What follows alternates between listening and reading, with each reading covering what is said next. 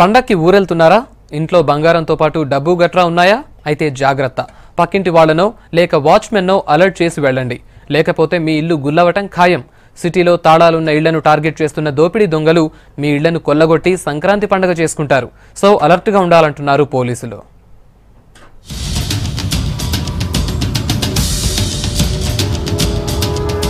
సరదాల సంక్రాంతి వచ్చేసింది.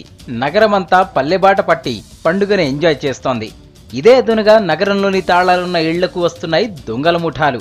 వరుస సెలవులు కావడంతో ఇప్పటికే పల్లెబాట పట్టిన జనం తాళాలు వేసిన తమ ఇళ్ల భద్రతపై అలర్ట్గా ఉండాలి. లేదంటే ఊళ్లకు వెళ్లిన వారి ఇళ్లు ఖాళీ అయ్యే అవకాశం ఉంది. ఇలాంటి పండగల కోసమే ఎదురు చూస్తున్న దొంగల ముఠాలు పక్కా రెక్కి వేసి ఇళ్లను లూటీ చేసే అవకాశాలున్నాయని పోలీసులు అంటున్నారు. దూర ప్రాంతాలకు వెళ్లేవారు కనీసం వారం రోజుల వరకు ఇళ్లలో ఉండే అవకాశం లేనందున ఇలాంటి ఇళ్లనే దొంగలు టార్గెట్ చేస్తారని చెప్తున్నారు. హైదరాబాద్ నుండి చాలా మంది కూడా వాళ్ళ సొంత గ్రామాలకు వెళ్తూ ఉంటారు. వారు ఇక్కడ ఇంటి భద్రత వారు చూసుకోవాల్సిన బాధ్యత వారికి ఉంది.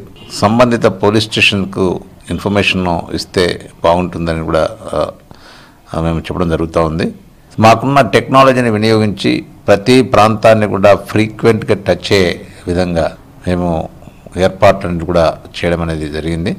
ప్రతి ఏడాది దసరా, సంక్రాంతి లాంటి పెద్ద పండుగలనే టార్గెట్ చేస్తున్న అంతరాష్ట్ర దొంగల ముఠాలు హైదరాబాద్లో అందినంత దోచుకెళ్తున్నాయి. సిటీ శివారు ప్రాంతాల్లోని ఇళ్లతో పాటు అపార్ట్మెంట్లను టార్గెట్గా చేసుకుంటున్నాయి. గత సంక్రాంతి సీజన్లో 30కి పైగా ఇళ్లను లూటీ చేశాయి. మహారాష్ట్ర, యూపీ, మధ్యప్రదేశ్, జార్ఖండ్, బీహార్ రాష్ట్రాల నుంచి సిటీకి వస్తున్న ఇంటర్ స్టేట్ గ్యాంగులు అదును చూసి అందిన కాడికి దోచుకెళ్తున్నాయి. ఇందులో శివారు ప్రాంతాల్లోని కాలనీలు, హైఫై ఏరియాల్లోని అపార్ట్మెంట్లే చోరీ చేసే అవకాశం ఉందంటున్న పోలీసులు ఊళ్లకు వెళ్లే వాళ్లు జాగ్రత్తలు తీసుకోవాలని హెచ్చరిస్తున్నారు.